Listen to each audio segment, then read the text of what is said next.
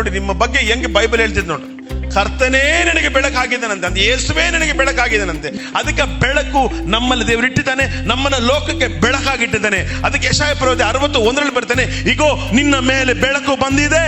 ನಾವು ಸೂರ್ಯನ ಬೆಳಕನ್ನ, ಸೂರ್ಯನ ಕೆಳಗಿರುವ ಕ್ರಿಯೆಗಳು ನಂಬೋರಲ್ಲ. ಯಾಕಂದ್ರೆ ಬೆಳಕಲ್ಲಿ ಬಂದಿಲ್ಲ ಅಂದ್ರೆ, ಯೇಸು ಬಂದಿಲ್ಲ ಅಂದ್ರೆ ಈ ಲೋಕ ಸೃಷ್ಟಿ ಆಗ್ತಾ ಇರಲಿಲ್ಲ.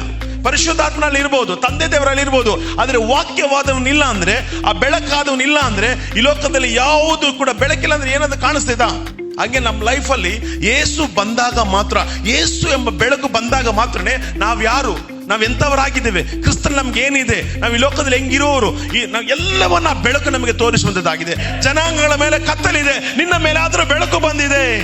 ಯೇಸು ಬಂದ ತಕ್ಷಣವೇ ಕ್ರಮವಿಲ್ಲದು ಕ್ರಮವಾಯಿತು, ಬರಿದಾಗಲು ತುಂಬಲ್ಪಡ್ತು. ಆ ಯೇಸುವ ಬೆಳಕು ನಿನ್ನೊಳಗಿರುವಾಗ ನಿನ್ನ ಲೈಫಲ್ಲಿ ಏನು ಕತ್ತಲಿದೆಯೋ, ಏನು ಬರಿದಾಗಿದೆಯೋ, ನೀನು ಮಾತನಾಡಿ. ಆಮೇನ್.